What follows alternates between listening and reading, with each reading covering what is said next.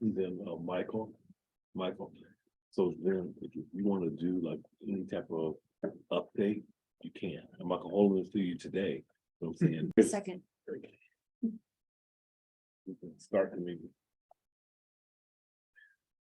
Welcome, everybody, to our March meeting. We're looking, is there anyone's hands up as far as public comments? I do not see anyone, no. Take a moment to review the agenda. And I'm gonna kind of let you know what we went over on our previous meeting. Last meeting, we went over diversity, equity, and inclusion and belonging training with Damon Merkerson. We also reviewed policy 402, police stops with Lieutenant Ron Tensa.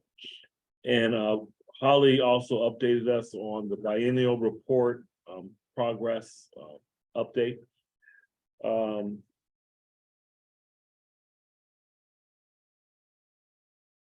As far as liaison reports, I'm gonna start with that.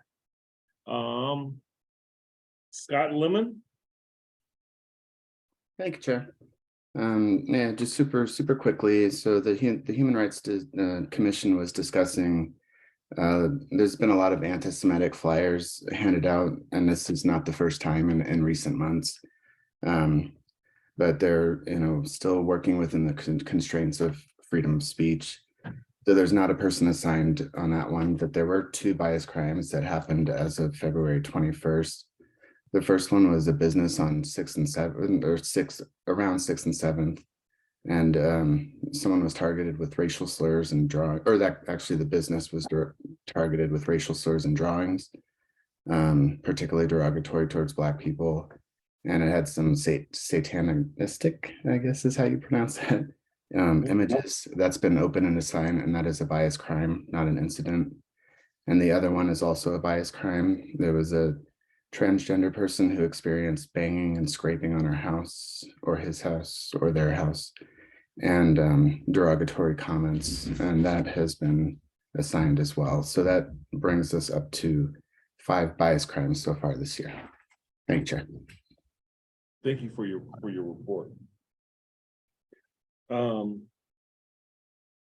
Commissioner Lyman. Thank you, Chair. The CRB did meet. We reviewed a case for the first time. The chief was at our meeting, and we're going to figure out a way to do that and make it work so that the CRB can do its work, but still have the very valuable ability to ask questions and get answers in real time as we deliberate. So that was a change and something that I think is he's going to try. He just walked in and out, but he looks beleaguered, like it's a long day, and this is more that we're adding to his plate. But we appreciate that he is showing up. So that's it. Thank you, Chair. Thank you. Vice Chair Dominguez.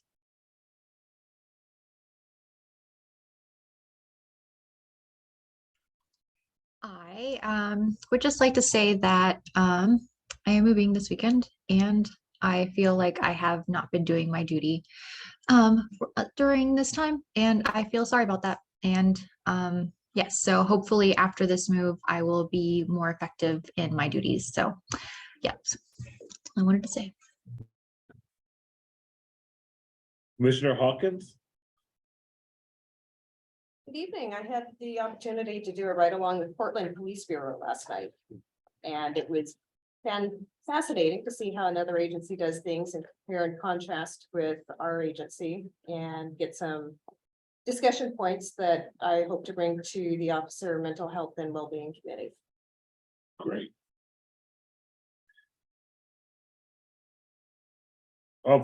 Commissioner Shivers. Yeah, so I'm happy to be here. For anybody who doesn't know, there's an upcoming election for school board. So if you are invested in our community and want to have a say in who runs the schools, make sure you vote in the upcoming election. Commissioner Winbrock. Hey everyone, really excited to be here. I just wanted to let everyone know that I won't be seeking reappointment in June for my police commission position. I know that mental health is a really big item of import for us as a group, and it is for me too. Just so stretched thin because of grad school and my startup and everything else. And I really want to show up for the rest of my time here, but I know that I won't be able to continue to show up like I have been. I'm, gonna say some tearful goodbyes over the next couple of meetings. But yeah, just wanted to say really briefly just how much I admire y'all continuing to come to meetings and really showing up engaged even when you can't. And that extends to the chief and the rest of our officers too. So grateful for the time that we've spent together. And I'll continue to be as engaged as I can be, even though I have one more semester of school in the spring before I start in the fall again. But yeah, just wanted to say briefly thanks and let y'all know where I'm at. Thank you. And we really appreciate your service. And it does take a lot of time, and when you get stretched too thin, you have to prioritize a lot. So respect you and enjoy working with you. Commissioner Booker. Hello, good to see and hear everyone. I'm currently still in England. Apologize about missing the last meeting. I'll be in England until the end of April. So I'll still be doing the meetings by video, but I'll try to be as engaged as possible while I'm here. So please continue to send me emails, and I'll answer as I get email connection and I'm able to respond. But look forward to hearing today's agenda and adding as much input and insight as I can. Thank you. Thank you. Commissioner Nguyen. Hi, Mr. Chairman. Towards the end of last month, I received an email from the president of the Oregon Chinese Coalition inviting the Eugene Police Department to participate in their upcoming health fair. They were hoping to get maybe like a martial arts self-defense demonstration of some kind. So I forwarded the email to Ms. Holly Matthews, and it was then forwarded to Interim Deputy Chief Adams. Just wanted to share that with you. Thank you. Thanks. Are Councilors Ye and Zelinka on? No, Counselor Ye will join us at around 6:15. I have not heard from Counselor Okay. Zelinka. So now it's my turn. To kitchen items, some things we need to work on. We sent out a doodle poll, and we're working on our retreat that is that's going to be coming up. It's looking like we have 8 people that have responded around that May 6th date. And we're open to working with people, and we have some isolated cases that I'm working on. But if you can respond at least to that poll, this was something that Holly sent out. That would be greatly appreciated. The Citizens Police Academy. The Citizens Police Academy has been postponed due to lack of participation. So it's not being canceled, but we're trying to get more people. If we have someone that that's interested, they need to be getting in contact with Holly and let us know about that. But right now that has been delayed. Also, if there's any members, I have myself told Holly that I'm open to it, doing a ride along. So if anyone's interested in doing a ride along, get with Holly, because there's a background check, I believe, that needs to take place. And other than that, I believe it's a great opportunity for us to learn more what officers are seeing and dealing with on a day-by-day basis. Right now in the city of Eugene, there is open boards, commissions, and committees. There's a form that Holly has sent to everyone. If you're interested, 3 of our members, me, Sean, and V. And now Ian. me, Sean, and V, all our terms expire. So if we want to reapply, we have to do that reapplication before before March 31st. Me and Commissioner V have already reapplied. We've already done the application. So we have already said we're gonna do another 4 years. So now with Ian saying that he's not going to be doing it, we wait to find out where you're at as far as I have also already reapplied. okay, so if you are on this board, and I had to find out, and you're in good standing and you reapply, then if everyone on this board is in good standing, then you're right in. You just roll right on over. Now, and if we have an opening, then we have to go about finding a person. So it sounds like we still will have to go about finding a person.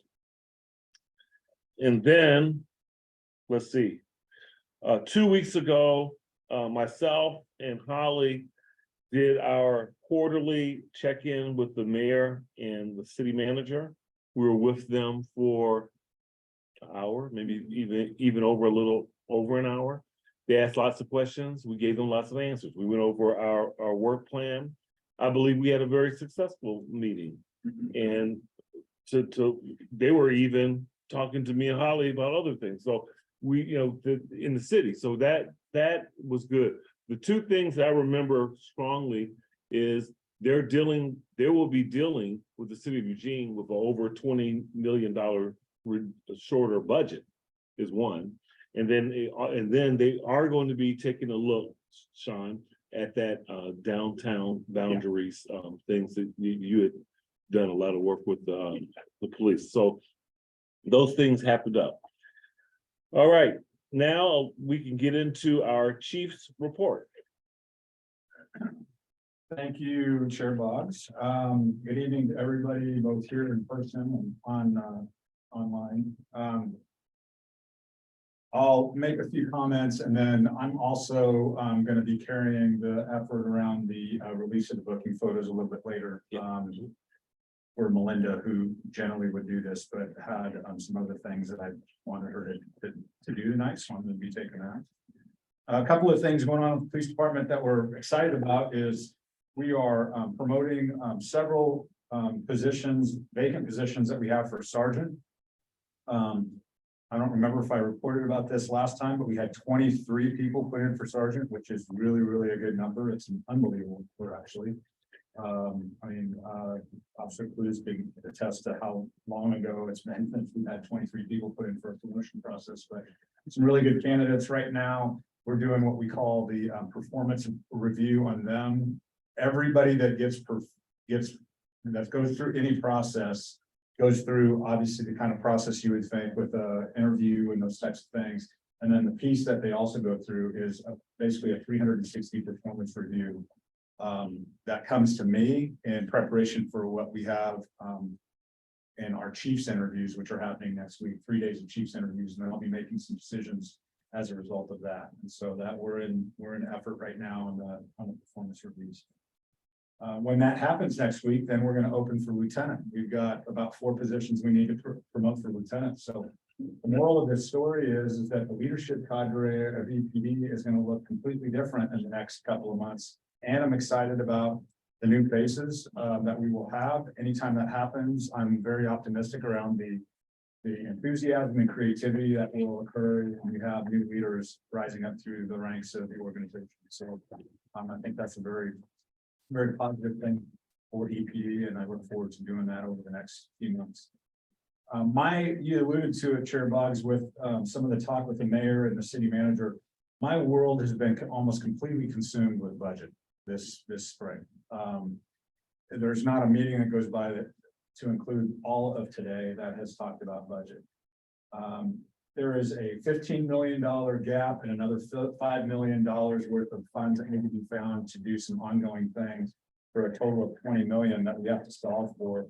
And that's in the general fund. And so just in the way of grounding, the general fund is discretionary funds that the city can spend that are based on the collection of mostly property tax revenue here in the city. The other funds in the city are what we call enterprise funds, which are largely revenue-backed funds through fees, or other types of revenue sources, and those are mostly in, for instance, public works and public development. But the police department is the largest general fund department in the city. And so when you think about $20 million you're trying to solve for, you can imagine, and we're about 37.5% responsible for that 20 million. They asked me to come up with a way to solve for $7.5 million in the police department. When you run an organization that 87 to 88% of all of your expenses are personnel expenses, it doesn't take too long to figure out where you got to cut to be able to come up with that amount of money.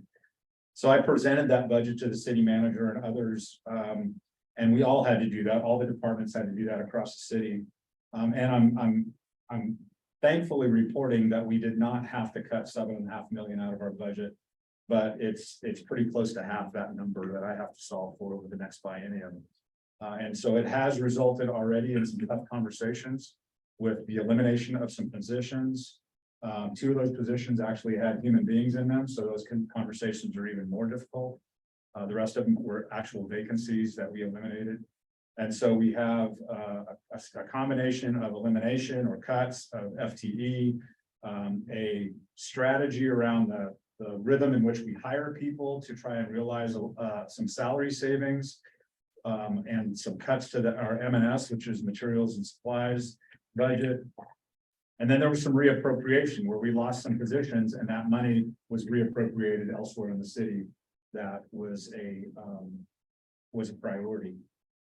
Interestingly enough, one of the bigger moves, it's not money in, money out. So, well, it is money in, money out, but it's not a loss to us, is the decision that we are moving the Cahoots contract and the Cahoots service level agreement to the fire department, away from police.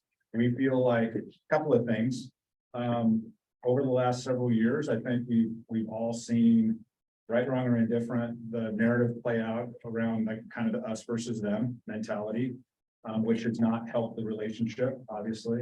And then secondly, and maybe more importantly, the work that Cahoots does is much more closely aligned with the work that the fire department does around behavioral health response and medical response and those types of things. So that we're working on that, hopefully seamless transition of Cahoots to the fire department. It should look and feel much the same until we get a new contract with them. This contract ends the end of this fiscal year, which is June 30th.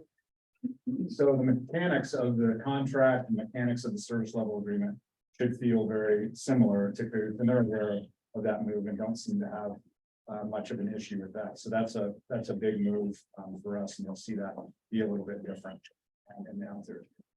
Having said all of that, we're on the front end of this budget cycle. We have meetings scheduled all through April and into May, which offer public comment. Counselors have a chance to weigh in, change things.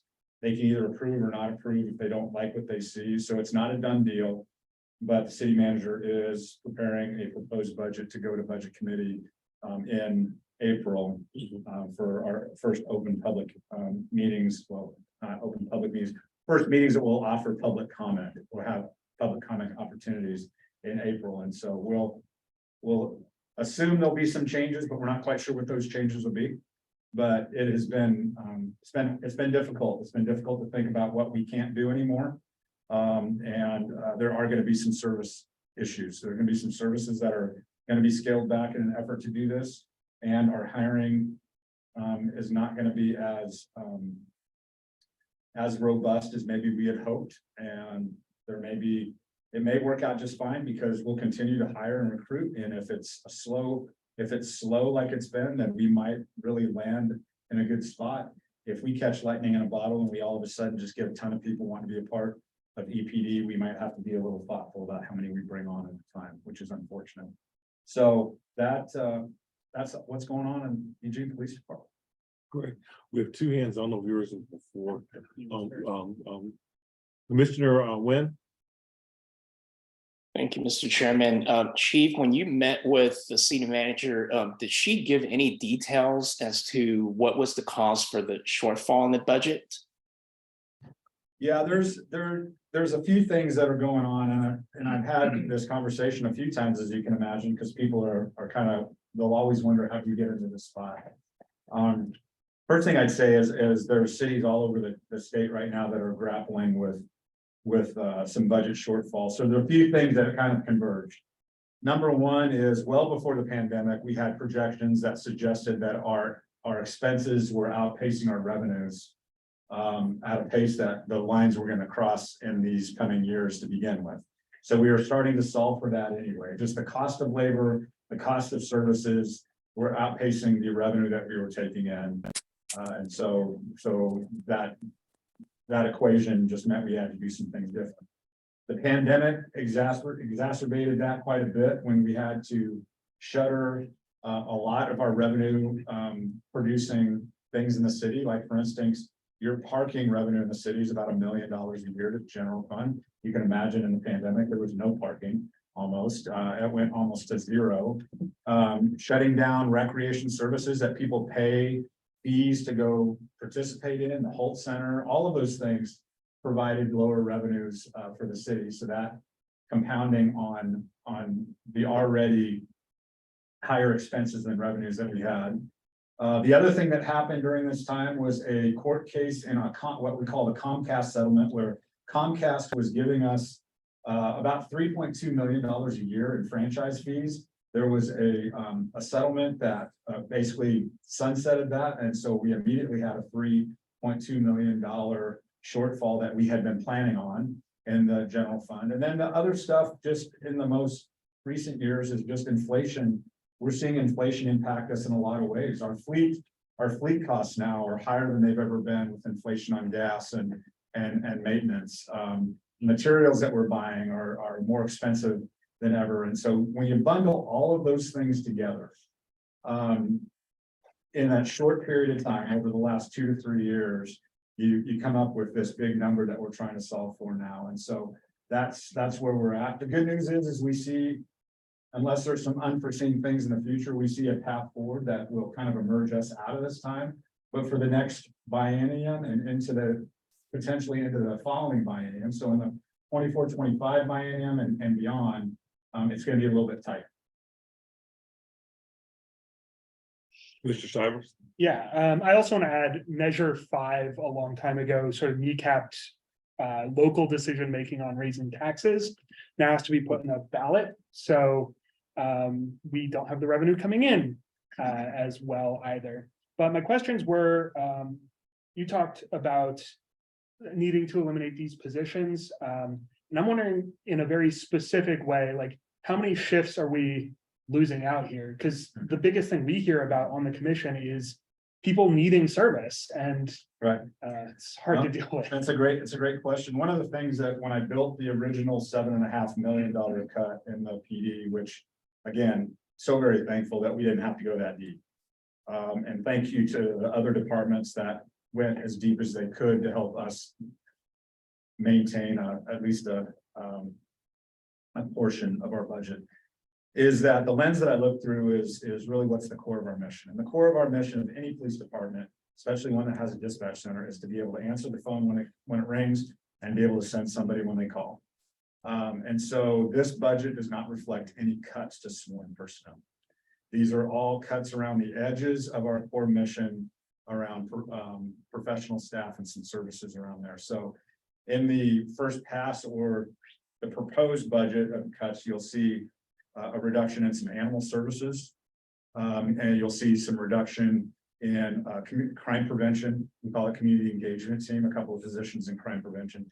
And then a smattering of positions throughout the organization to include records. It's the elimination of 4 CSO positions that were unfilled. So the CSI right now fully funds all CSOs that we have. So those general fund positions were reappropriated.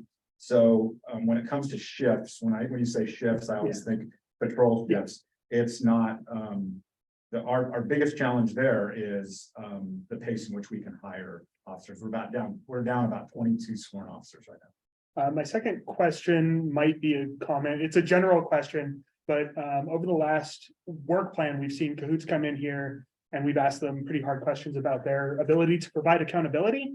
They are no longer going to be at all under our purview here at the police station. So who is going to offer accountability for those contracts with outside agencies that we've seen sort of like Sure.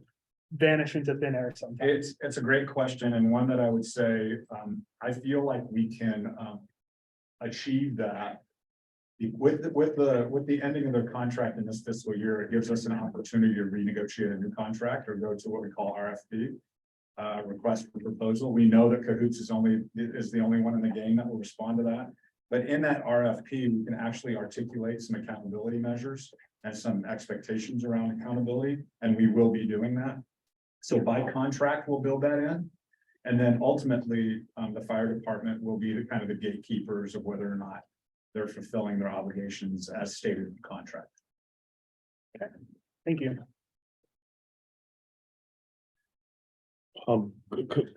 Counselor Zelenka has joined us. Do you have any liaison report? I do not, Chair.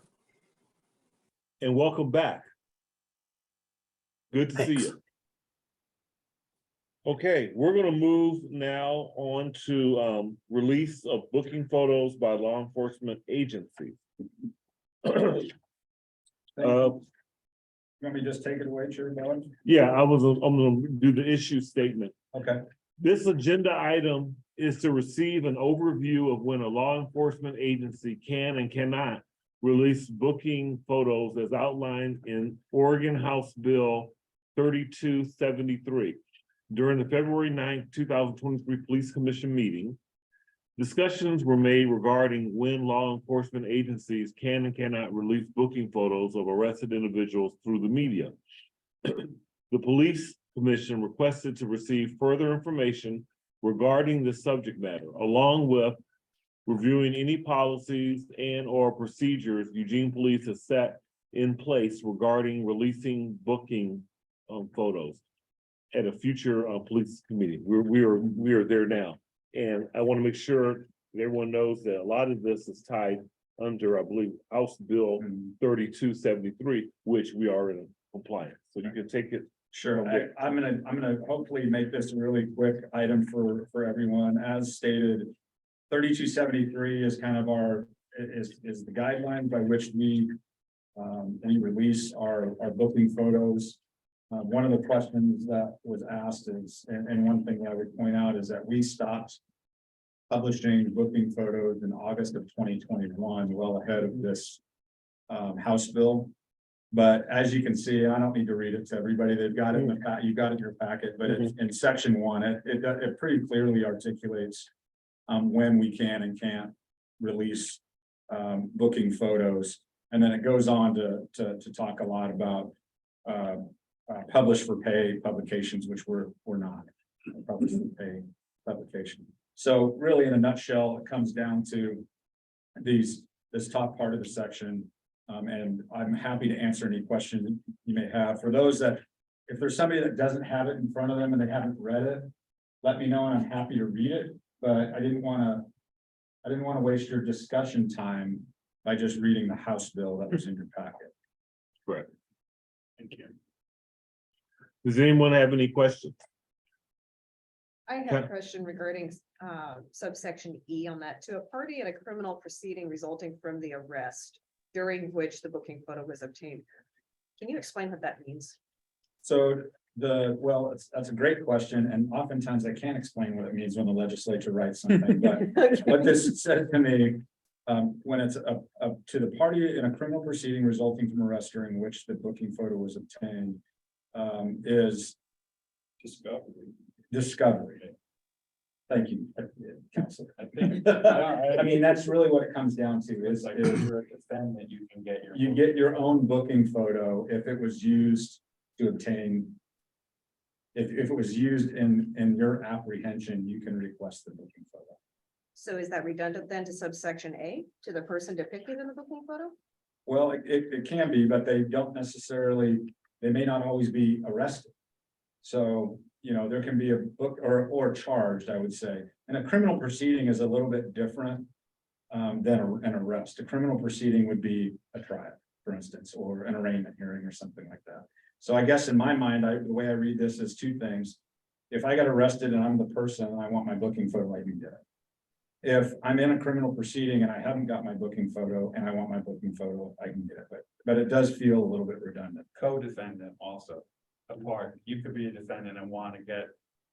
You were ready, it might encompass getting a photo that was part of your case. Right. Okay. And in most of those, either one of these cases, we wouldn't be the ones necessarily releasing that. You know, they would get that from a district attorney's office or something like that, because these photos are housed in the jail management system, not at EPD. So it really, interestingly enough, the photos themselves are not we're not the custodian of record for most of those photos, the jail is. And so the only question we've ever had is when we put out a press release, do we or do we not list the booking photo? The answer is, as of August 21, no. And now after House Bill 3273, no, unless it meets this certain criteria in top of section. Counselor Zelinga. Yeah, I guess question for the chief and the other folks in UPD isn't around the part that relates to us. It's actually about the publish for pay publications. I'm not very familiar with that or familiar with it at all. Do we have publish for pay publications here locally? And has that been an issue, a problem, which generated this bill and law? We do have publish for pay. So I could assume that there are for-profit publications in our community. I mean, Mugshot. Registered Guard feels like one of them.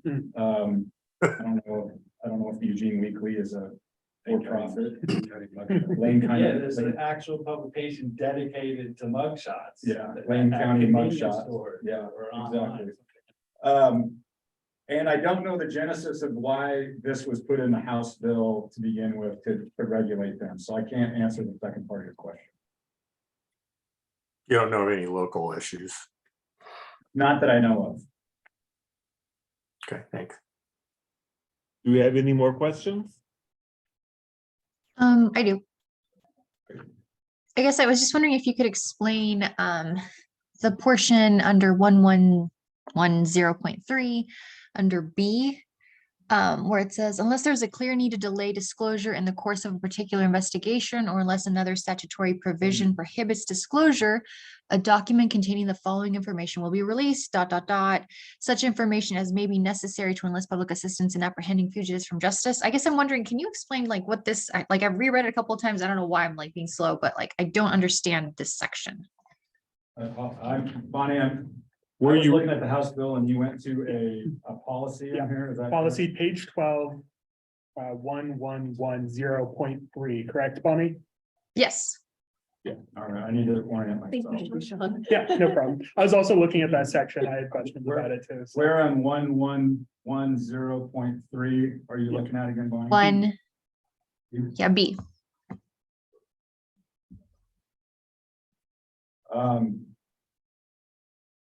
So is your question, what would be the clear need to delay disclosure? Yeah, I guess for me, it seems like so for me, somebody had reached out to me and said, my friend is being accused of murder, and I feel like it's really unjust that his information was released. He is already in custody, and his information was released, and I think it was, I can't remember which media outlet like took out a picture of him and everything. And I guess what I'm wondering is why is this information released? Because it affects him socially, it has an impact on his life to be accused of murder. So why is this information being released so that it could be displayed everywhere and everybody could have, ideas of what, who he is or whatever. So I guess I'm just wondering, what does this mean, and whether or not it even applies to cases kind of like that. And also I kind of remembered that I was watching the one of the ad hoc committees meetings, and somebody had the same exact concern that information is just released, but people aren't necessarily accused of anything. They're already in custody, but they're being affected negatively because their pictures are out there to be,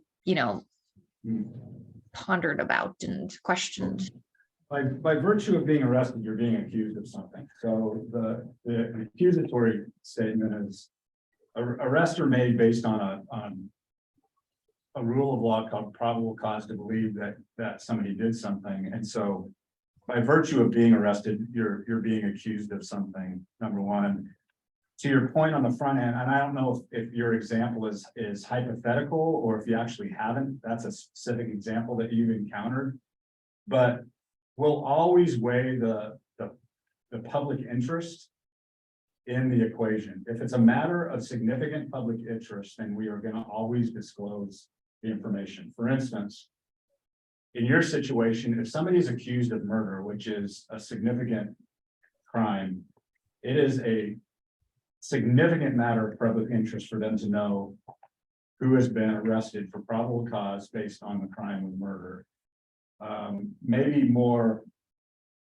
a better example of that is oftentimes when we make arrests regarding sexual assault or sex crimes, especially in certain instances where we know that there's the potential for other victims to come forward, that as a matter of public interest, that will be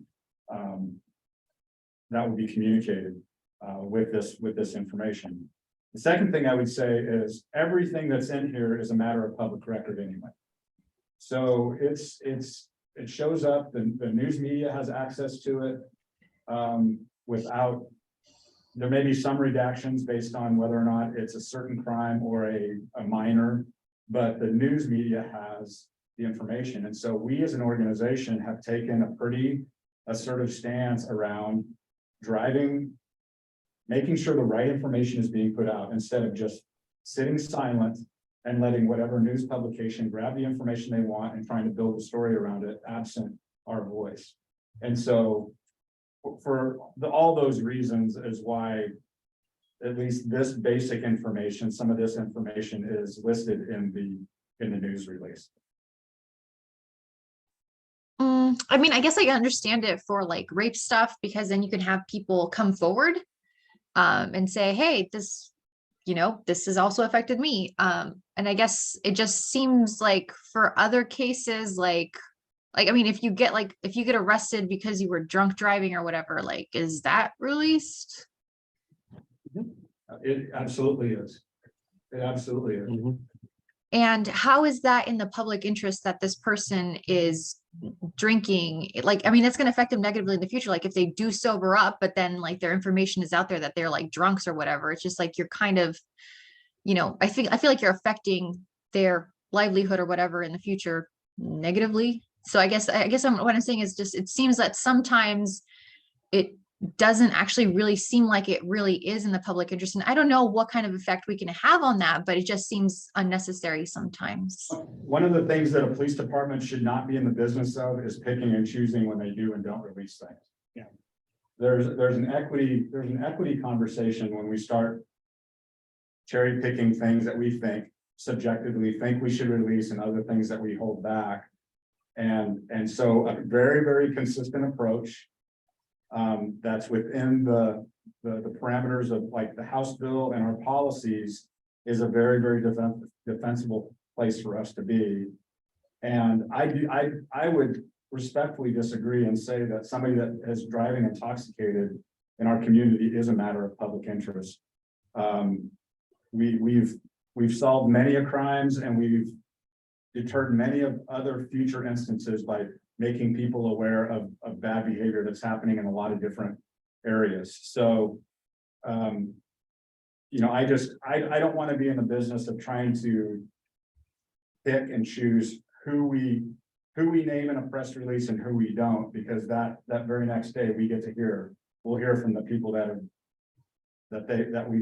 we've named, saying that, well, you didn't name this person, but you named us, and trying to justify that. So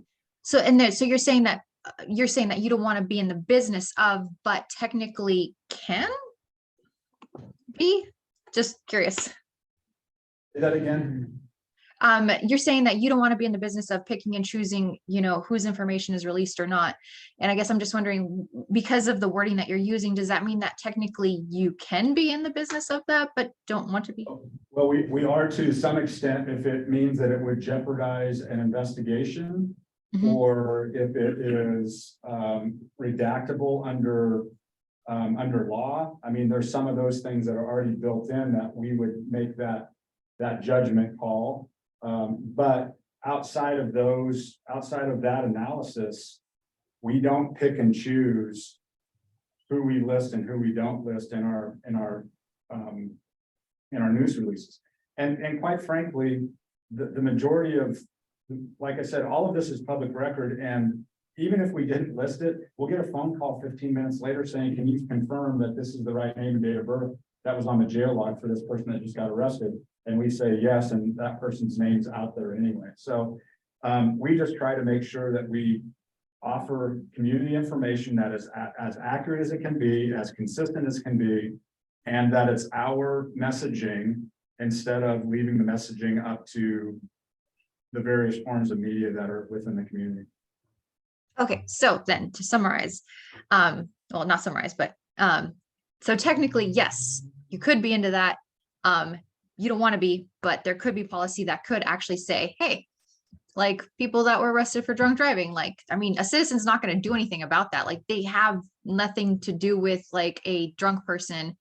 Like they can't stop them from driving or whatever. Like all they could do is report a person, but like for their information to be released, like they can't do anything. We can't do anything about it. Like it's kind of in the public interest, but at the same time, as a citizen, we can't do anything about it. Whereas for like a rapist, yes, you can, because you could come forward and say, this happened to me too, or whatever. But there's just some things that citizens can't do anything about. So what is even the point of being able to release that information that I think should be private personally? Like, yeah, so I guess what I'm just wondering is, it kind of seems like we could technically like actually investigate this further and possibly create a policy that would actually say, well, these things, maybe they don't really have to be public record, and maybe that's just some people's business. And yeah, because you can't stop a drunk driver from being in an accident by being a driver that just spotted a drunk that, you know, you've seen. I would answer it this way, and I would caution the police commission at this point. Mhm. I would say, yes, technically we can do that. You can offer a suggestion to build a policy that outlines what crimes we release names in and what crimes we don't. I would be mindful that we are talking about 500 or 600 crimes that you would have to go through and decide which ones you want to include: traffic, persons, property, sex, animal. I mean, there's a lot there. So it's not quite as simple as just saying yes to one and no to another one without doing the analysis of the entire Oregon revised statute and deciding what you think is a matter of public interest to release and what isn't a matter of public interest to release. So it's a heavy lift. It is. Okay, well, thank you so Okay, much we for, have- just if we were able to do it, then that's good to know. Thank you so much for taking the time. Thank you very much.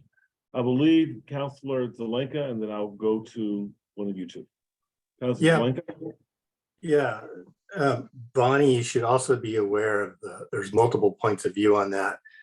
As a person whose best friend's wife and twin babies were killed by a drunk driver, I definitely believe it's in the public interest for everybody to know who that guy is. For me, forever. That guy will never, ever be able to get beyond that or make it right. And so I think that's not a private matter. And that guy needs to make sure that, then the public needs to make sure that that is known, that that person did that. And so just be aware, there's lots of points of view on that, Bonnie. Commissioner Shivers? Yeah, so I want to sort of highlight it sounds like there are two sides here. One is, victims coming forward and preventing the public from jumping to conclusions. I would also add that it is always in the public's interest to know that the police department is doing its job. It might not be in an individual's interest, because I do believe in second chances, to know that, somebody was a drunk driver 30 years ago, and we know that that's going to live on the internet forever. But whether somebody's aware of it or not, I also believe in transparency. So I'm also going to push back on you, or on the idea that we should withhold information that occurs in public that is committed against the public. Because when somebody's arrested for drunk driving, we're all victims. Not just if there happens to be a tragedy that results from it, but even if there isn't. it There is, is the presumption of innocence. I'm sorry to Yeah. interrupt, but you know, arrest, there's a difference between conviction and arrest, and Counselor Zelenko is clearly talking, it sounds like a conviction. But I'm siding, I err on the, and I interrupted and I apologize, but just when we talk about arrest, the person is still presumed to be innocent until or unless they're proven guilty. yeah, that actually brings me to the other side of the argument, which is delaying that release of information. In my mind, one of the major reasons to do that is to prevent, vigilante justice. Yes, we do have a presumption of innocence, and hopefully the community is willing to let the courts actually go through the process. But there is a debate to be had. So I don't want to dismiss what you're saying, Bonnie, about how much we release and when we release it.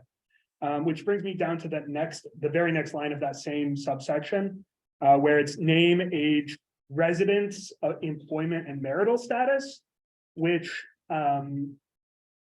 the amount of information released about somebody who's been accused and the way that can prejudice the community as to their innocence or not. I am sort of concerned about including residence, employment, and marital status in the default release of information. And then my question, just on side, is this is all in the House Bill? No, this 32? is 1110.3, the policy regarding release of public records. Gotcha. And I don't have a stance on this, but I am hoping for feedback on. So let me make sure that we understand. Yeah. This is a policy on the release of public records, Mhm. not releasing news releases. Correct. That's completely different. This is a release of public, this is if we get a public records request from something. So we need to, because this is policy under release of public records. And then I thought I saw a second one in here, which is a policy under about news media. Yeah, that one's. So I don't want to conflate the two. No, and we should not. Because I think it gets confusing then, because to your point, I don't remember the last time I released marital status in a press release. I don't see it on Facebook. Right. So, And usually residence is only so-and-so aged 46 from Eugene. Yeah. That type of stuff is the residence. So I don't know specifically about this, but I just want to make sure that we're careful that this is actually governing the release of public records, which happens throughout the entire organization. And for a variety of different reasons, not just because the media calls us. Okay. So, yeah. But your point's well taken. Thank you. yeah, that's. No, the rest it's of my great. concern. Sorry, so the point was that, the point is that it is always going to be released. Sorry, I didn't understand. So my concern was specifically the amount of information being released as perhaps overstepping. And what Chief was describing is that when we're releasing information directly to the news media, like we're sending them stuff, he's saying we're not sending that much information. But when there's a public information request, we are answering the public information request. Is that correct, Chief? Yeah, and Which includes all that. And again, these are open, these are open criminal investigations pending prosecutions. That's this specific to just this section. Yeah. Not everything. And in many of those cases, all of this is governed by Oregon public records law. And any of the open criminal investigations, the release of those public records are usually done only with the consent of the city attorney, city prosecutor, or in felony cases would be the district attorney's office, which then they can determine not to release it or find it unreleasable for fear of a variety of things around fair trial issues and ongoing investigations. Commissioner Hawkins. I appreciate the chief bringing that clarification for public record versus news media release. Which kind of makes my point move, but I was going to add my voice to Vice Chair Dominguez that I believe that a lot of, I'm not a fan of public blogging by any means, but I would say that I think that it can be a powerful tool in deterrence. And since we are so limited in institutional capacity to actually hold perpetrators for any given length of time, based on the crimes that are committed, I would say that this to be a powerful, and of course, with great power comes great responsibility. But another tool of ensuring that others know that if you do something wrong, if you're affecting other people's lives, if you're drinking and driving, then people do know about it. But again, I would have some serious reservations on using that, but I think that it's something that should be considered as well. Do we have any more questions? If not, that was thank you for enlightening us on that issue. We now use this time for, and I 100% understand that the Officer Wellness and Mental Health Subcommittee has not officially met yet. So that I already know. So I would at least We have discussed some things though. Yeah, what I would want you to do is at least discuss where you, Jensina, and Dr. Booker have an idea of, And Commissioner Lennox. and Commissioner Lemons. Great. So now we're giving you this space to kind of tell us what you got going on. Okay, so first of all, I was volunteered as the chair of this position. And as I stated before, this was kind of a segue to it during the comment period, that I have been very busy lately and unfortunately haven't done a lot of work. I spoke with Jensina and I have heard that she has been doing a ton of work. And I think that it is silly for me to be the chair of this committee when I think that somebody that's doing as much work as she's doing should have that title. So if Jensina wants to take it away, we discussed some things and I think that she made a lot of really great points, and given all the work that she's put into it, I think that with the plan that she kind of has outlined, it's, you know, it's not fully thought through, but it's like an outline. I think that we can move forward pretty well with her leadership. And I think that we should reconsider or just make her the new chair of this committee. I would like to step down from it. Okay, so do you second that option? Yeah, Okay, I'll second that motion. okay, so what we're going to do is Vice Chair Dominguez has graciously decided to step down as the chair of the Officer Wellness and Mental Health Subcommittee, and I grant her those wishes. I would like to myself nominate Jensina Hawkins, Commissioner Hawkins, to be the chair of the Mental Health Wellness Subcommittee. Can I get a second on Second that? that. I would like to second it. Great. So if we got a second, how many people are in favor of that motion? Raise your hand. How many are against that?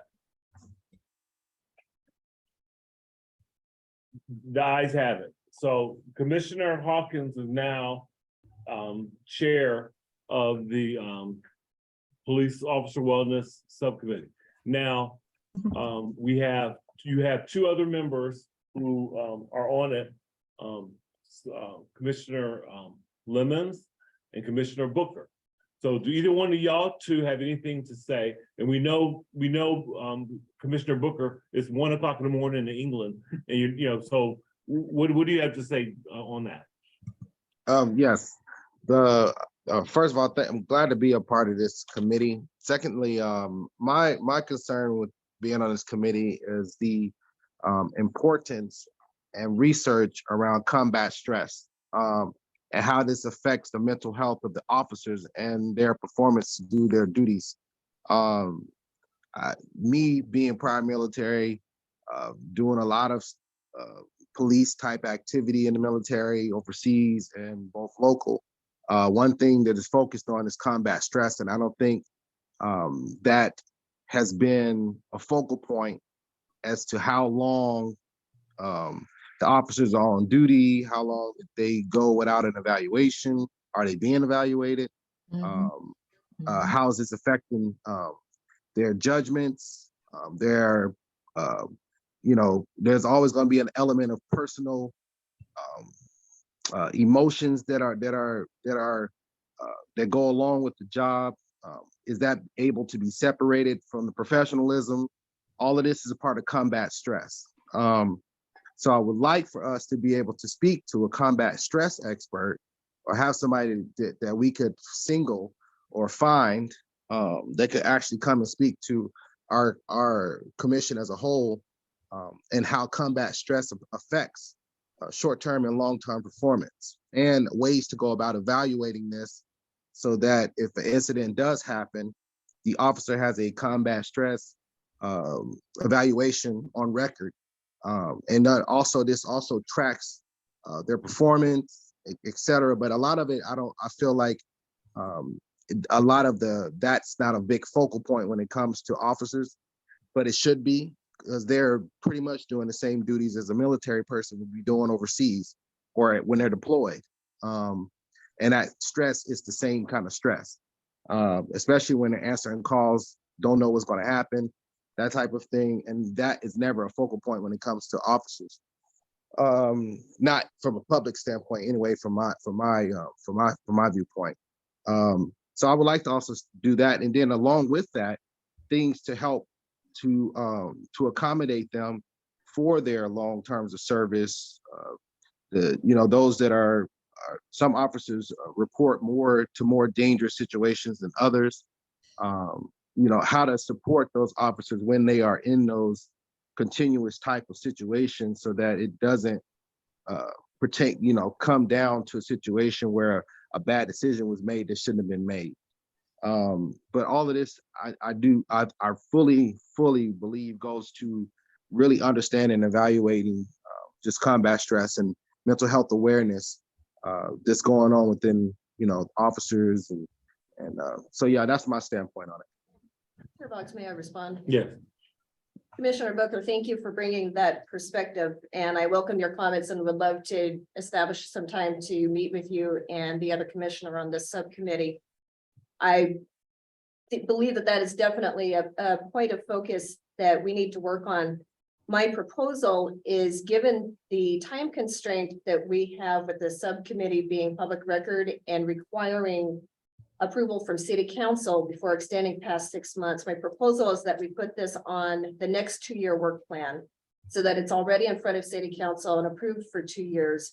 The reason being that I feel that this is a project of paramount importance, and if we are going to call it as priority as it is established on a work plan, it deserves much more than 6 months of our efforts. Yeah, just for clarity, the motion was for the subcommittee to bring things specifically to the work plan. So, yeah. Thank you. So I welcome what you bring to that. And I will say that I have been in touch with several officers and other employees of the Eugene Police Department and the city police, as well as some trauma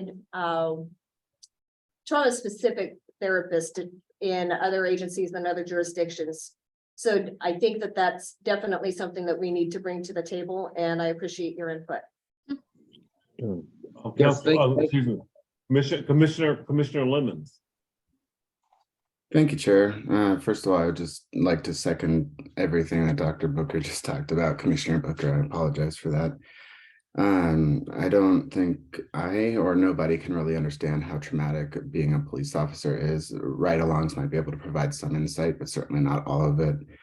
And I do think that EPD is not doing enough right now to support their officers and also oversee that they are in a mentally healthy capacity. I do agree with Commissioner Hawkins that we should be working on this for 2 years. This is a deep dive issue. And ultimately, my goals would be to get better support out there. But also, counselors need to see counselors, and they're just living trauma through what they hear about.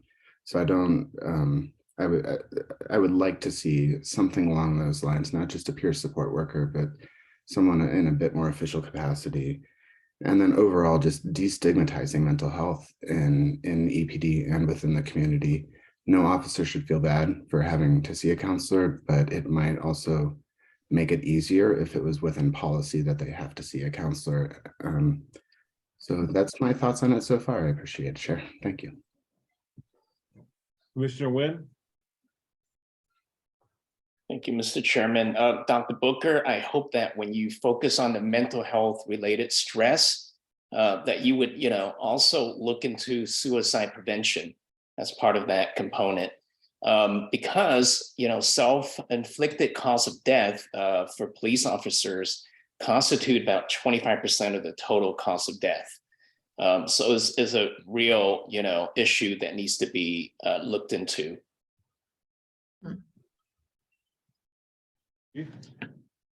I can't tell you how much I appreciate the commission's enthusiasm for looking at this issue.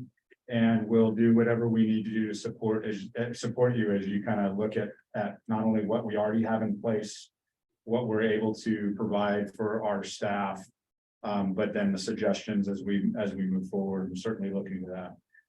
What I also ask this subcommittee to do is pay attention to the words that are being used as we're framing this discussion. I especially cringe when I hear the word combat, because we're not in combat with this community. While there are some parallels with our men and women that are overseas and in our armed services, that is often a theater of war, and we're not in a theater of war here in Eugene. And so I just want to be careful that as we have tried so desperately to demilitarize the stigma of our police department, that we don't all of a sudden now shove us back under the umbrella of the military, by which we're going to. I think there's some lessons learned there. I think there's some fantastic programs and resources that our vets are availing themselves of. But I just want to make sure that we're careful about the words that we use when we think about this being an open public meeting and wanting to have this be public facing, that there'll be some sensitivity about some of that vernacular. Great. So, so that we're crystal clear, we're all on the exact same page. Jensina, Commissioner Hawkins is now in charge of the subcommittee. She will be meeting with the various persons on her committee, which consists of now Commissioner Lemon, Commissioner Dr. Booker, and I did not hear Vice Chair Dominguez. Are you not on this on the committee, or are you taking care of other matters? I would like to join it later, but not right now. I just have to some stuff. Now, in the next month or so, Commissioner Winbrock, are you still on board? Winbrock. Yeah, so I'll still be on the police commission itself. I never discussed joining the subcommittee, but I'll still be a part of the police commission through my term until it expires June of this year.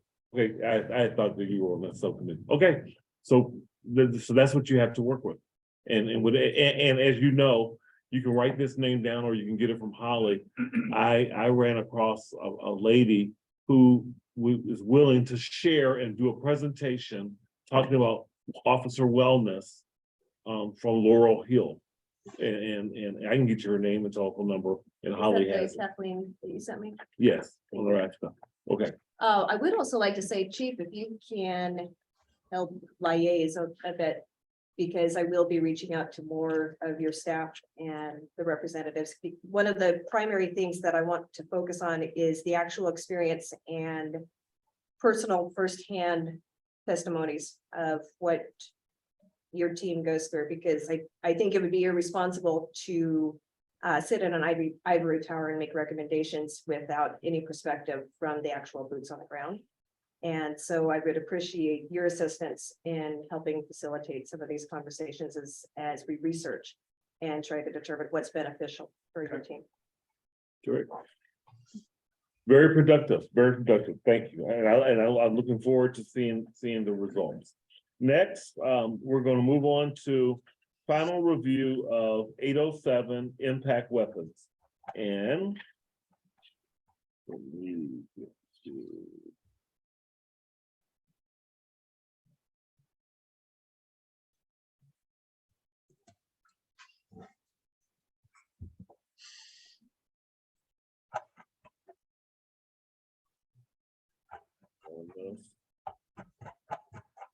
have Sergeant Julie Smith, and she has And we're welcoming to the table Detective Glenn Gilhuber.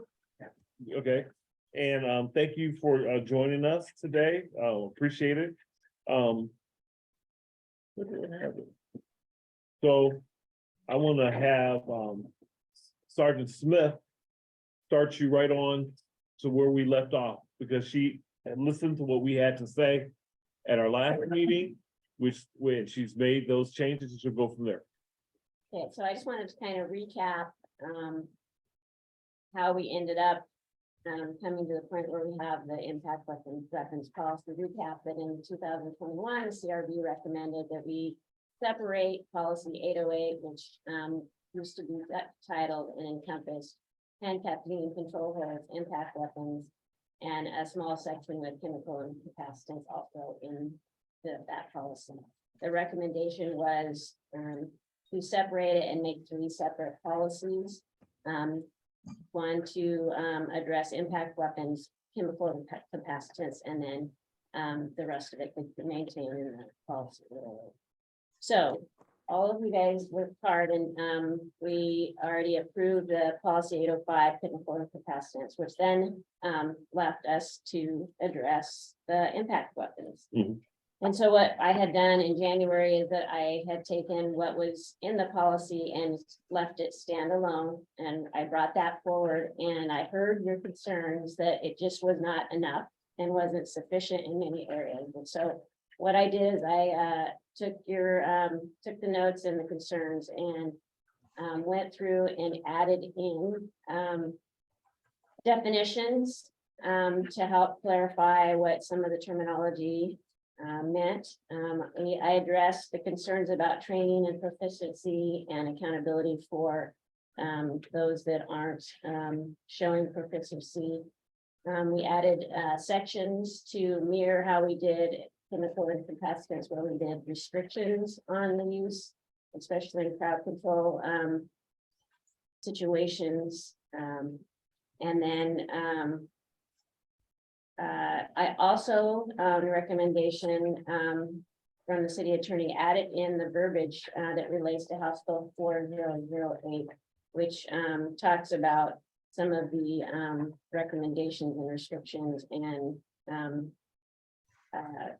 points that we have to clarify with during crowd control, the items that are highlighted on page 4.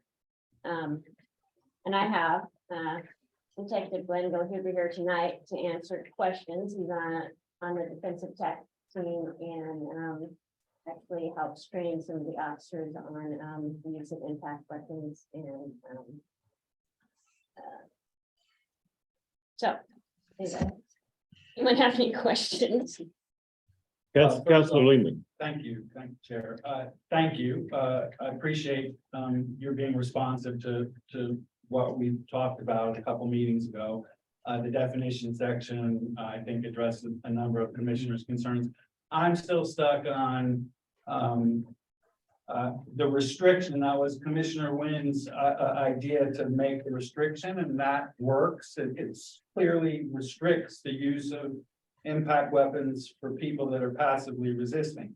But when you get to on page 3, 8074, the use of the impact weapons, we still have as a reasonable use of force during crowd management activities, and then to include pushing and shoving motions to push and advancing crowd back. That's problematic to me because that encompasses you're allowed to whack them and push them. Whereas if the intent here is to say, we want to have some flexibility with passive resistors to push with our batons or impact weapons, that seems reasonable and I could support that. But I'm not going to support anything that says you can hit passive resistors with impact weapons. And I think that policy, I appreciate that it's restricted. It says no, but then it kind of says yes in the point that I'm pointing to. I agree. I agree with that.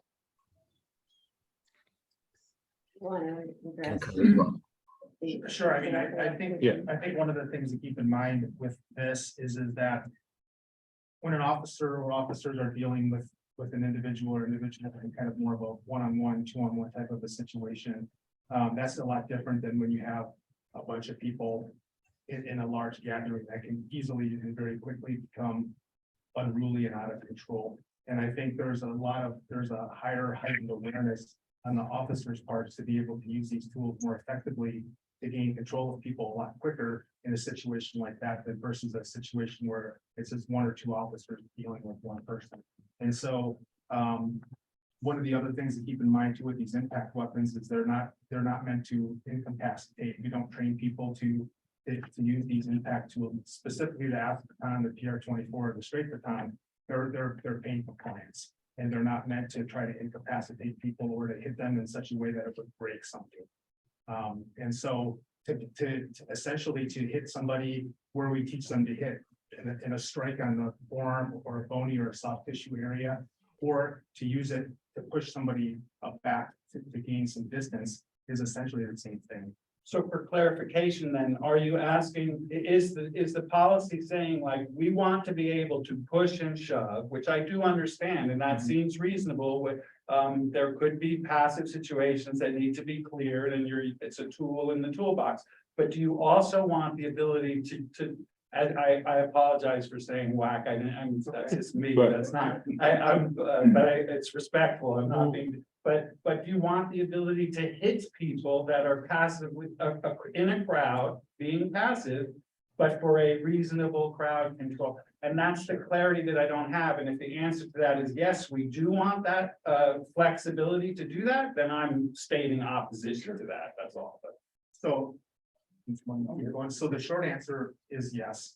And also keep in mind that in a crowd control situation, officers are oftentimes on a line. And so we've established a line where if someone that's part of the crowd crosses over that line, that's when we would like the ability to be able to do that. Where the officers aren't leaving that line and going out into the crowd and specifically pushing people with these tools or whacking them with these tools.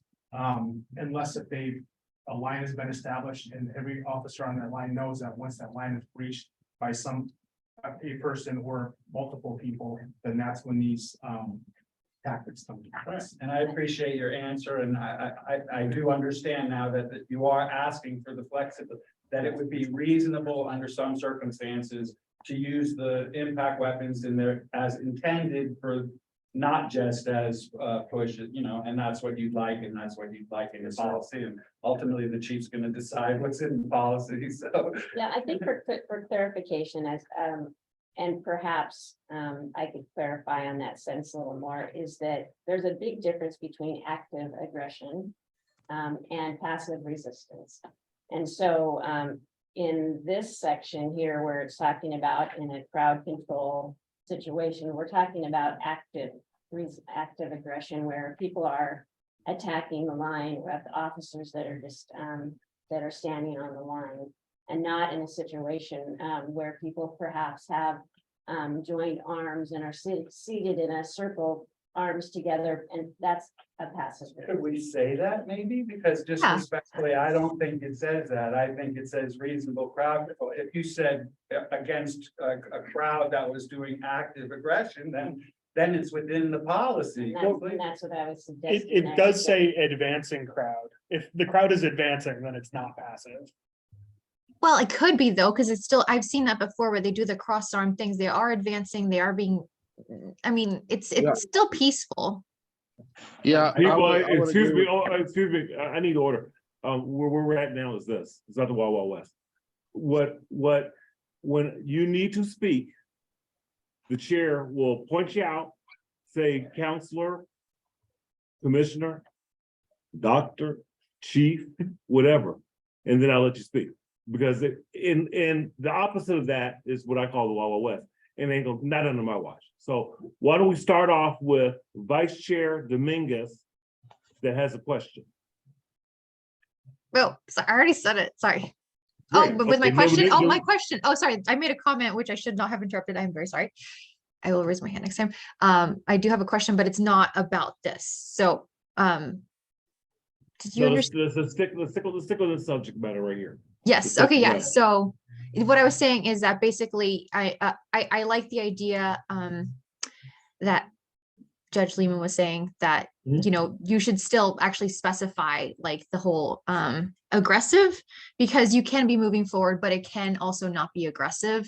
And also, I was also curious, the line that's defined by the officers know it, but does it say that the crowd knows the line? I'm just curious. Like, do they define what the line is in the moment? I guess I'm wondering who knows the line. Detective Glenn? Do you- In any given situation, I mean, that's just gonna be, it depends on where the crowd is moving, what the purpose of movement is.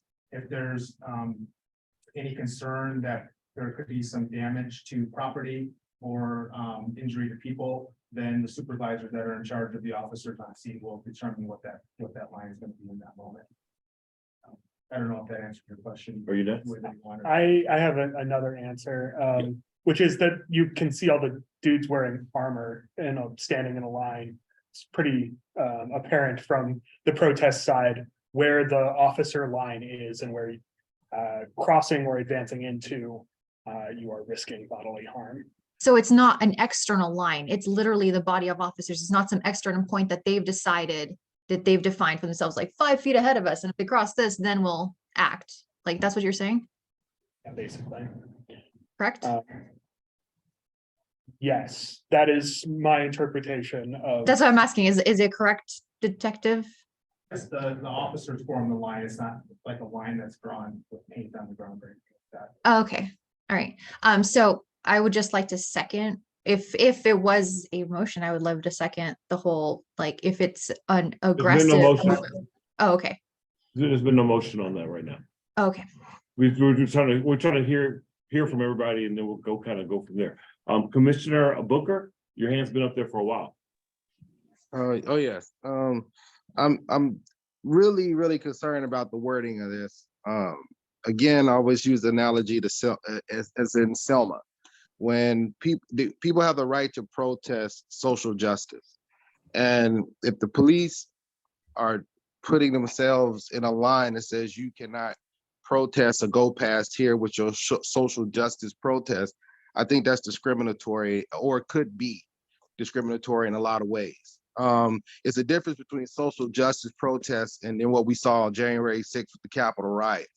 Like that, I can understand using your excessive force or drawing a line when you can see evidence that those people were not passively resisting. They were aggressively progressing, and they were not together, was so sporadic. So you can clearly see that versus protesting officers shooting an unarmed person, and people are protesting the injustice of that, and them locking arms and walking, say, over Ferry Street Bridge or something like that. And the officer said, well, you're not coming past this point. I think that they should not be allowed to put their hands on a passively social justice protesters.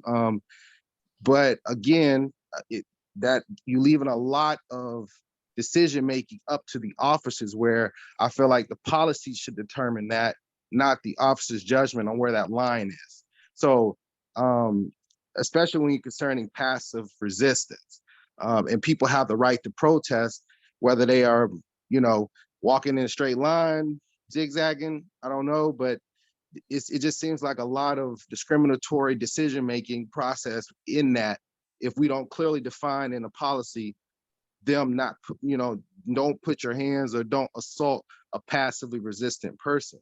And then again, this comes into, maybe a policy around how long someone's allowed to protest or where, but leaving it up to I think the officers to make that decision, I think leaves up to where we've always been with this discriminatory decision-making as to who they're aggressively going to put their hands on and who they're not.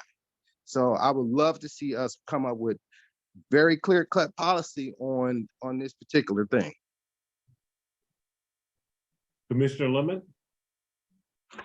Yeah, I have several questions that I'm going to reserve for later, just so we can stay on topic.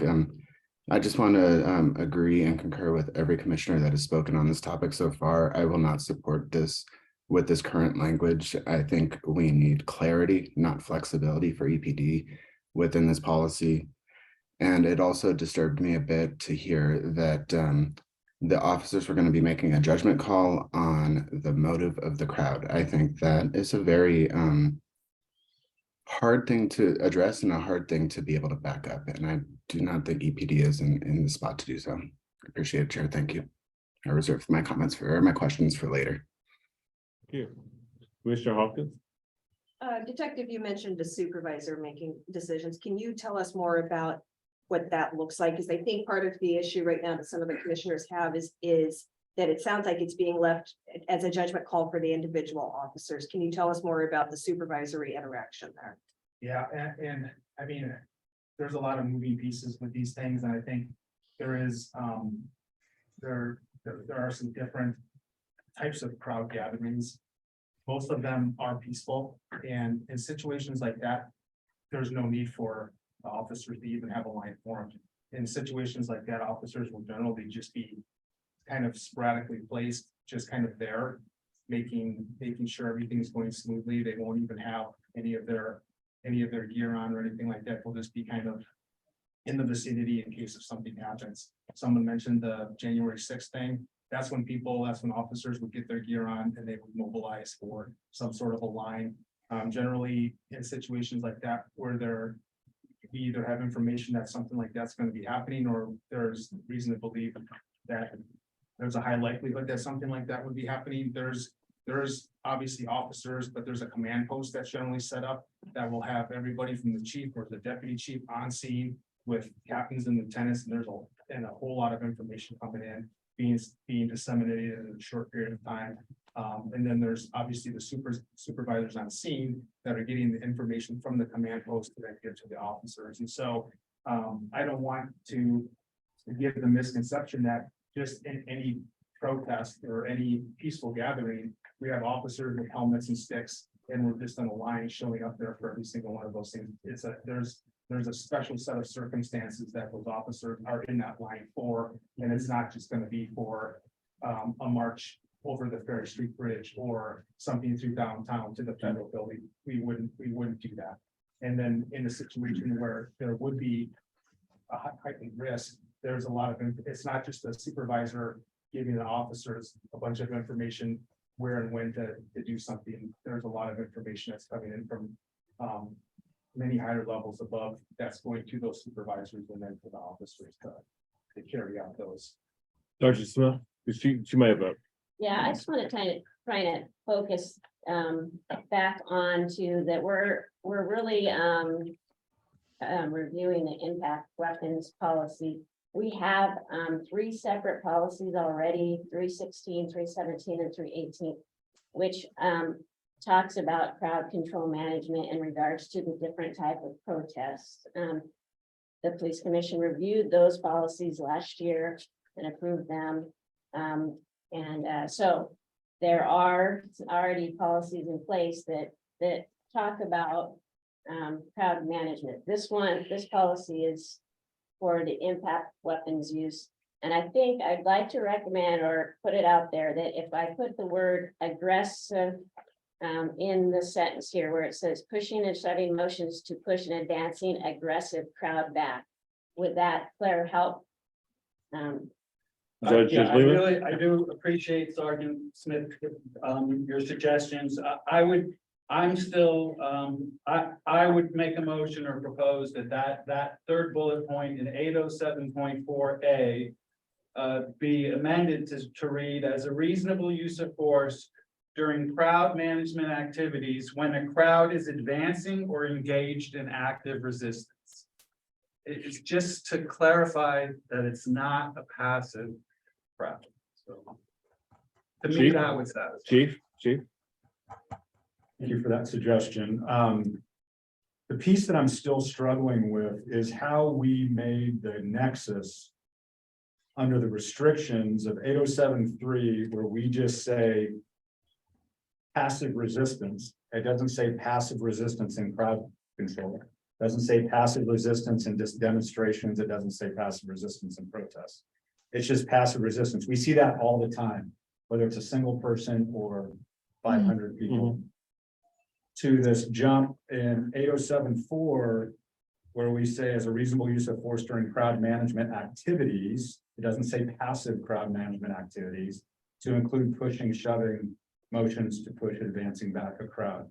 So I'm still struggling how we've connected a declaration on a restriction around a passive activity, regardless of where it is, and we've plopped it into this 8074 to suggest that as a reasonable use of force during crowd management activities, those are, by virtue of that, they're all passive. You can That- If I may, well, because a crowd could be passively resisting, and at our last discussion of this, you had an officer or a supervisor appear and use an example of people blocking the Ferry Street Bridge and being able to clear what we all heard, I heard, and other commissioners heard as a passive crowd by using not only a pushing motion, but a striking motion. And I think that's what, I know, I can't speak for anyone else, but for me, I connected those two things, that a crowd can be passive, and this was opening the door to putting it back in. And Sergeant Smith could correct me, but this was reinserted into this policy, the crowd piece. And so maybe there can be some clarification about the type of crowd activity that's occurring that would precipitate the use of a strike. Advancing or engaged in active resistance. Not to dig into all these other policies around crowd management, because I appreciate you refocusing our effort here. And maybe the Ferry Street Bridge was not the best example that Sergeant Soulsby could have used. But I do want to, just as the chief and the one that's going to make this decision on these days.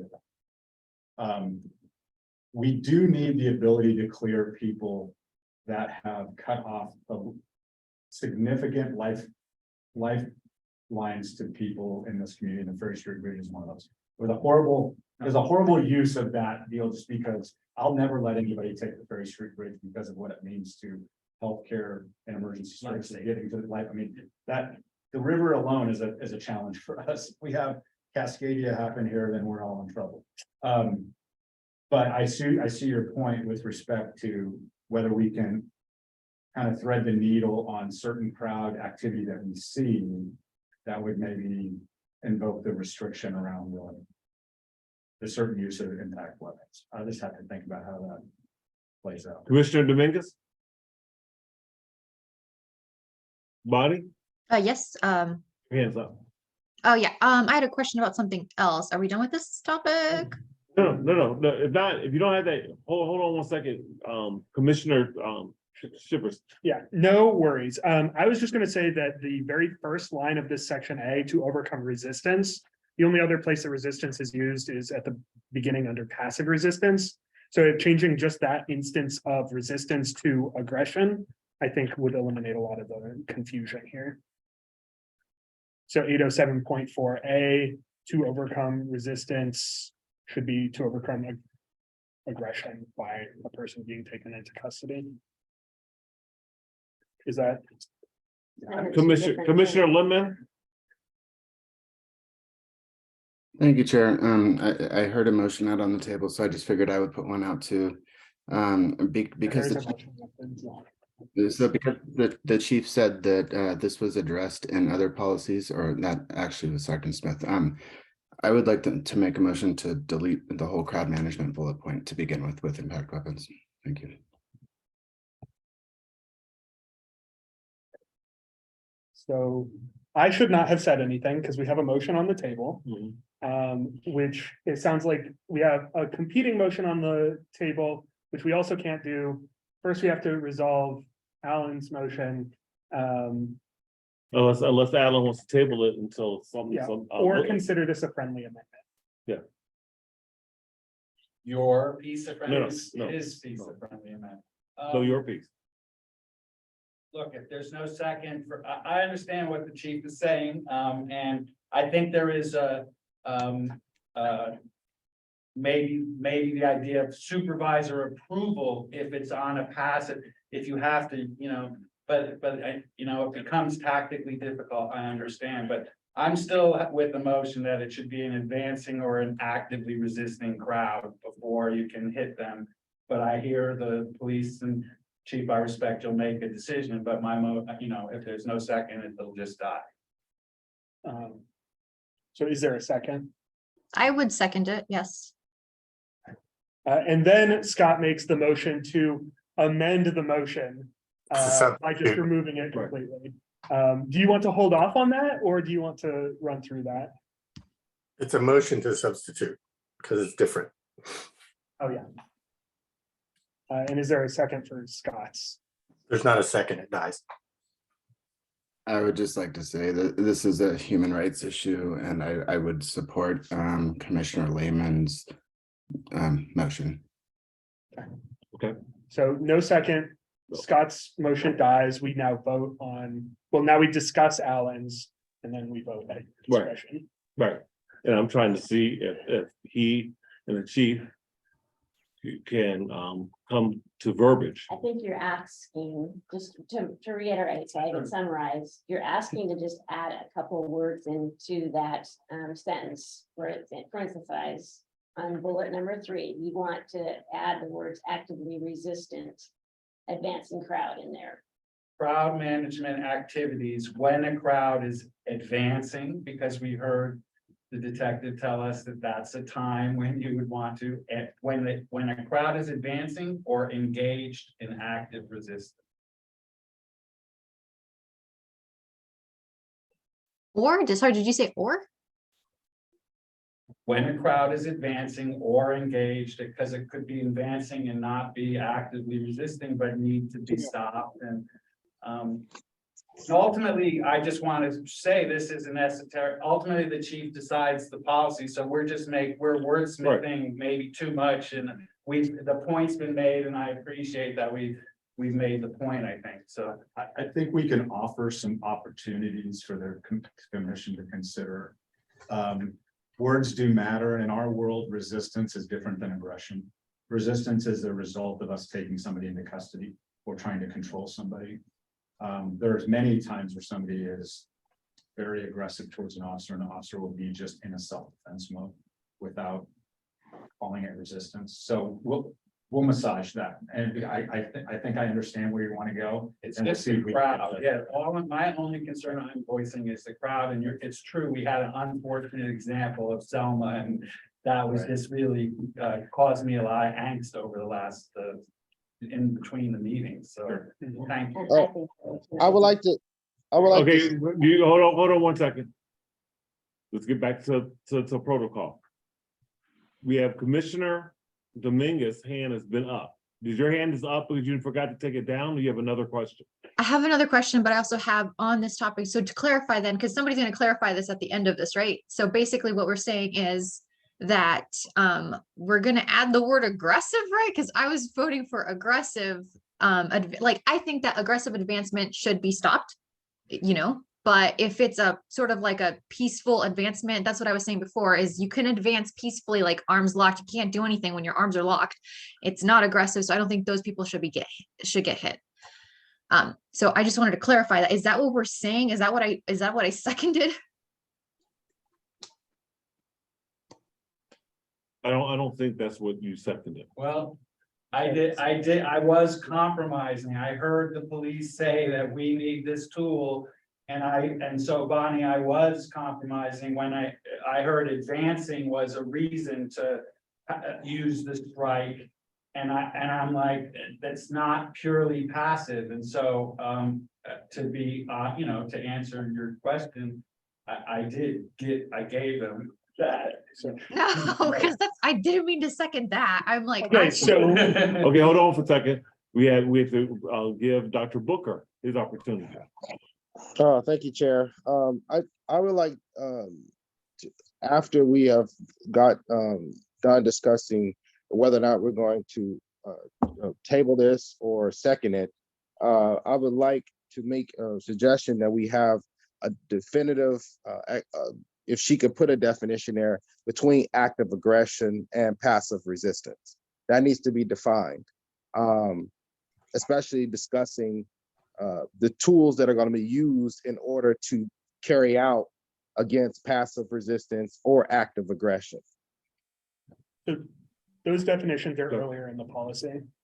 On page 1 of the policy, it's and under definitions, there is the definitions for both of those terms. Also, as a point of order, it sounded like Alan accepted a friendly amendment and Bonnie does not want to second that. So we would need a new second or to deny the friendly amendment. I would like to make a friendly amendment. Hold on. Next is Commissioner Lemon. Thank you, Chair. I would actually like to make a friendly amendment request that we do add aggressive into this policy. So aggressive and active resistance for crowd management. Thank you. Now the motion is to push an advancing and aggressive crowd back. Is the motion currently on the table? Is that a friendly motion, Alan? Is that a friendly amendment? Yeah, you lost me because with Commissioner Dominguez, I didn't change the wording of my motion. I was just explaining to her that she seconded a motion that included language that she then learned she didn't want to. Yeah. But yeah, I'm supportive of tabling and giving the police another opportunity to come back to us with the. And that is what I recommend that we do. Commissioner Lemon had some great points. I hear you. Commissioner Dominguez had some great points. Judge Lehman had some great points. Sean, you had some great points. Yeah. But until the police can take that information and write down to present us something that we can look upon. And here's the deal, folks. The reason why we're voting, I think the reason why we're voting is because we can vote on something and you can lose. You know, so we need I want us to at least have something that has a high probability of us pushing forward. So let's give them opportunity. So we're tabling it to give them opportunity to hear, which they have never shown us in any moment, that they don't listen to what we have, but they need to put it in a way that makes sure that they're not losing all of the tools to do an effective job that we ask them to do. Yes, Sergeant Smith was very responsive from 2 meetings ago to this meeting. This reflects a lot of effort and changes to what we all asked for. So Right. Thank you. And it's just now it continues. It continues. That is great. That is great. So Commissioner Vice Chair, would you like to add? So, yeah, so I just wanted to ask, so moving on from that topic to the question that I had, which is very brief, I think. For 807.3, under section A, I guess I just wanted that to be explained a little bit. So it says impact weapons should not be used to strike persons engaged only in passive resistance, nor shall impact weapons be used punitively or to intimidate or coerce subjects. And I guess I was just wondering, what's the point of saying that they shall not be used to intimidate or coerce subjects? I guess I was wondering like what you're like, I think I get it, but what are you getting at?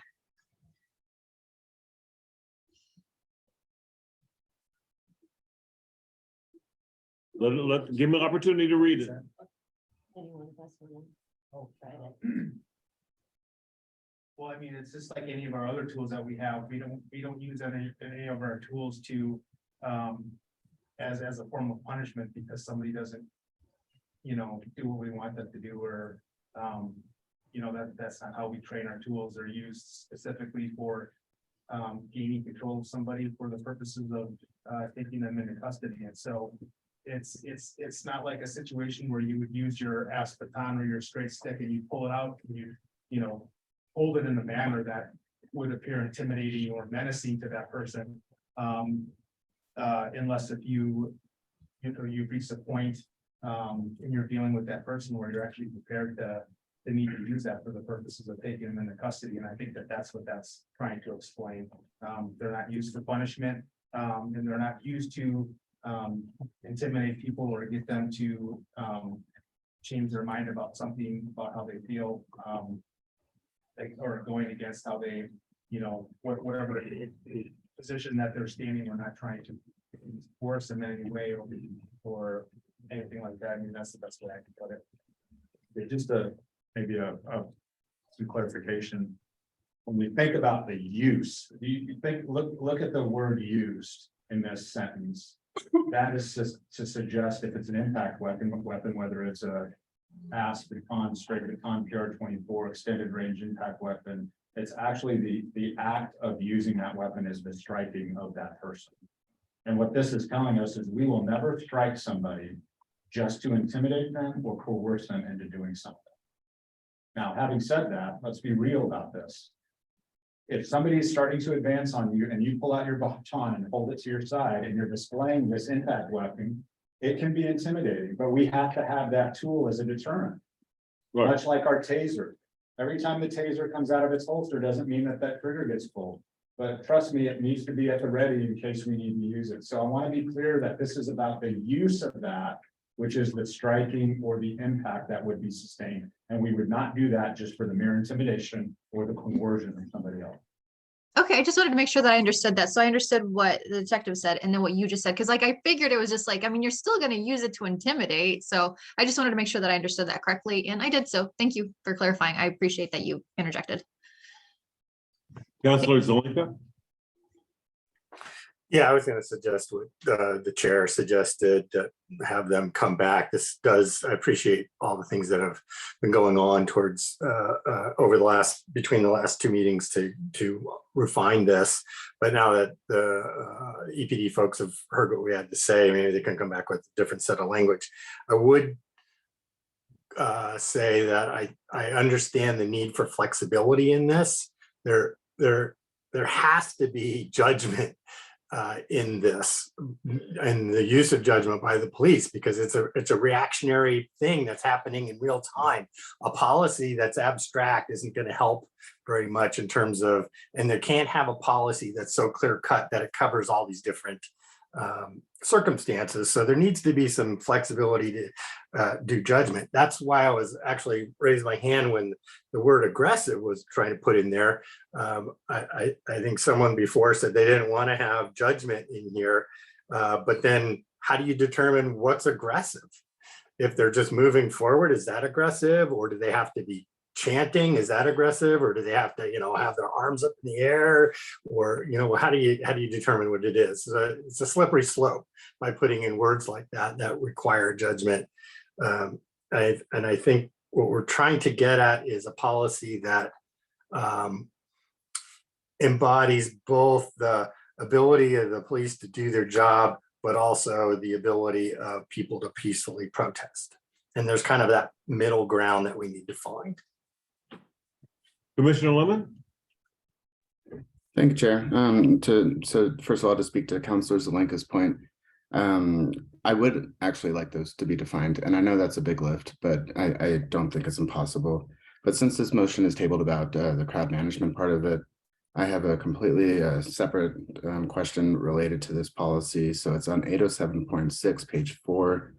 I want to know what EPD considers as a reasonable accommodation for individuals with disabilities, and whether or not mental, intellectual, and physical disabilities are entailed in that, and ask for a bit more clarity. So if I could get your opinion on that, or your statements, I would appreciate it. Thank you. And this language was taken from the House bill, which provides these recommendations. And so obviously, I think what it's trying to get at there is that I think in a situation where we might be dealing with a crowd management situation where you have maybe somebody in a wheelchair, I guess would be an example. It advises that we give multiple warnings and we give reasonable time for the individual to be able to get out of the area, or get to a safe area that they're not going to be involved in the crowd management activity. That's the example I came up with, but they might have a better intent. Anyone else want to come up with it? I'm not sure exactly. It's the, it's. Is this something, is this verbiage that you're reading in a House bill, or is it a police policy? It's in the policy, it's on page 4, it's under section, I believe D. Right, but I'm saying is what's in the policy comes from Yeah. information that you're getting in the House Yeah, bill. under the Oregon revised, it's now under, Oregon revised statute 101A. Well, every question does not necessarily have to have a immediate response, meaning, great question. I will write it down and I'll get back to you. And that means next meeting, if he needs to get that information, he gets it. Because the one thing that all of us have different tasks and different information, different whatever. So knowing the correct answer right when I'm asked by, is not it. And I don't think that you're asking, you're not asking for an immediate answer. You just want an answer. So that's it. Yeah, Yes, that's kind of where we're at. So he was asking a question about that part. We look at that part, and if we can't, and there's someone knows the answer, and that's something we can find out. You have a question? Yeah, just sort of related to that, there's been a number of questions where we're questioning sort of legislative intent. Right. And I know you have a relationship with Senator James Manning. Do. We could have him and like maybe Mhm. organize some of these ORS related questions. He has, Councilor Hawkins has relationships with the governor. So let her bring her, so we can get answers. And I might just point out that as the president of the Oregon Association of Chiefs of Police, I actually testified on this bill. Okay. And use Eugene as an example that many of this language is built around. Most of the protest language or the crowd control language is coming out of Portland, Mhm. because that's where, quite honestly, a lot of bad case laws made. But they invited me to come and talk about this, and this particular one, I remember having, or listening to discussion on. I didn't testify specifically on this, but this is, and if you read this, it specifically is talking about accommodate individuals with disabilities when the issue or enforcing orders to actually disperse, which means they need to leave the area. Mhm. And if they're physically not able to leave in a timely manner, that we take that into consideration. We saw that time and time again. And so the ability to understand whether there's intellectual disabilities is sometimes very difficult, but this was more specifically geared for the observation of somebody that has physical limitations to be able to comply with the order to disperse, that we would take that into consideration. Gotcha.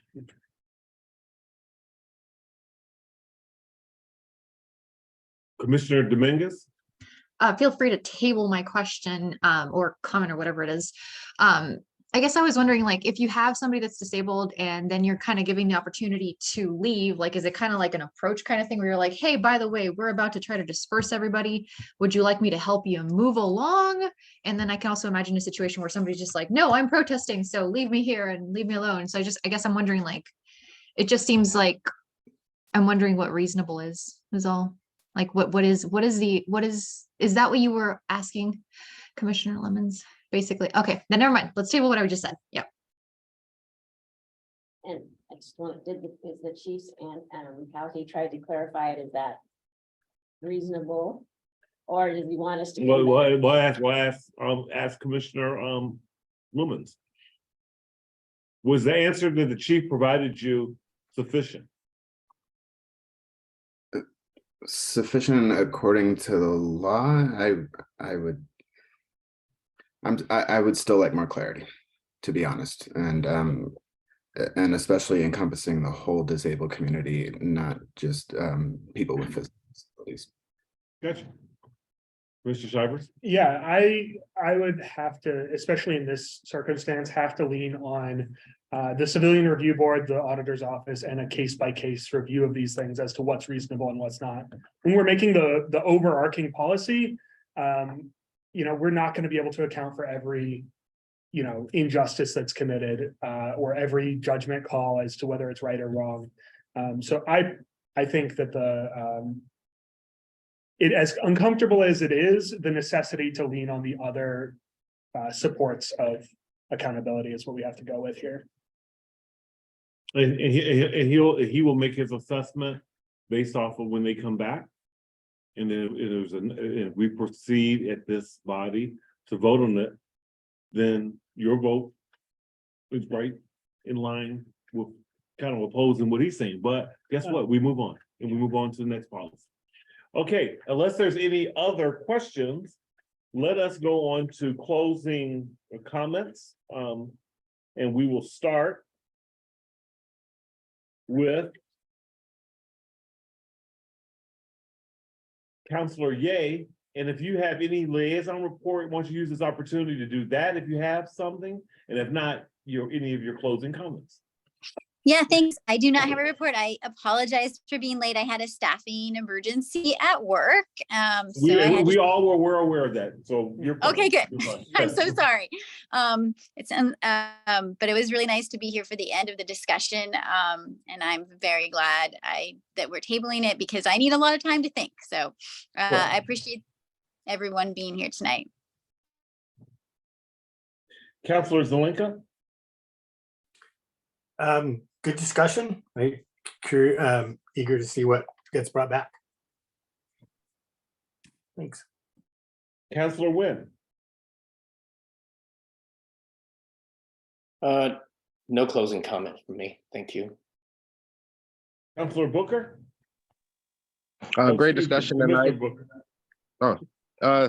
Great discussion tonight. Love all the input everyone had and everything everyone had to say, especially the officers. I look forward to continuing the conversations and being more actively involved upon my return back to the States. So thank you. Special thanks to Booker for staying up late. Yeah, he's up late. England is late. What time is it in England right now? 3:22 a.m. Oh, wow. Commissioner Shivers. No additional comments. Make sure you vote in your school board election. Thank you. Commissioner Hawkins. I'd like to express my appreciation to Vice Chair Dominguez for the Officer Mental Health and Wellness Committee, as well as extend some grace. I think every single one of us in this room have gone through the pain of moving. So I would say do not beat yourself up over it. Things happen and we've all been there. That's right. Vice Chair Dominguez. I just had a quick question. If I saw that there was a case where a bunch of fake officers broke into a house or something like that. I was wondering if like I know that I'm a law-abiding citizen, and like if there's a bunch of officers outside of my house and I'm like, this is weird. Like, can I call the police and be like, will you wait for me to call the police to like ask, is this right? Because this doesn't feel right. Like I haven't done anything. Like, is it okay to call, or will you break the door down? Like, how does that work? Oh, what I would suggest is that if it's not us, they're probably not going to wait for you to call 911. Correct.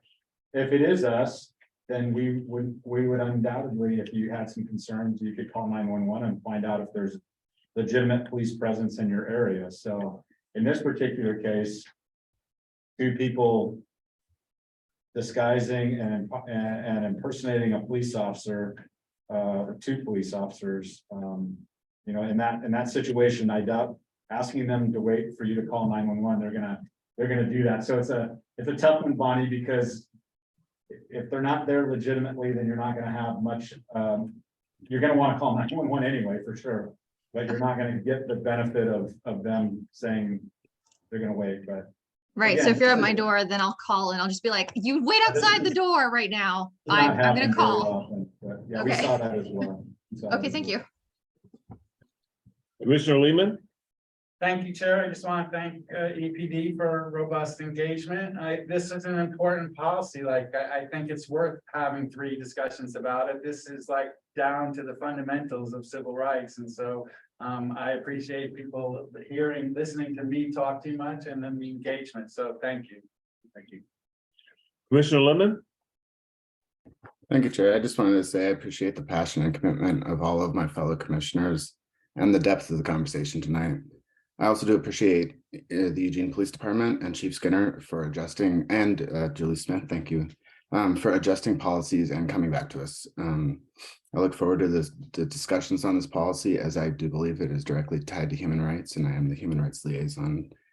And I also look forward to engaging more regarding supporting our officers' mental health going forward. Thank you, Chair. Great. Michael, Clues, any closing comments? And I'm, and just so you know, no, I'll get you that. And just so you know, Michael, what you have to say is very, very important. And your participation is very, very important. And your predecessor, she shared with us a lot of stuff. The type of stuff we want to know is, what are you hearing on the streets? What's going on? I couldn't even begin to fill Navasha's shoes. No. No, but we want to make sure that you know that what you're telling us and what you're sharing with us is very, very important. And we appreciate you. And we appreciate your time. I appreciate that. I promise you, I'm not shy, and if I have something to say, I will say. Amen. That's all I want to hear. That answered my question. I came in a little bit late, so I wasn't sure if you were the new Navasha. I am, Oh, no. yes. Okay, Great. welcome. That concludes our meeting. Thank you very much for your participation. When brought go? Excuse me, I almost forgot. One of our sharpest commissioners, Commissioner Winbrock. You're Yeah. closing off. Yeah, I forgot to pay you to say that I was one of the sharpest commissioners, so I promise I will get you back. No closing comments for me tonight. Thank you so much, Chair. Myself also. Thank you. And for my closing comments, thank you all. I value your time. Y'all have a good night. I hate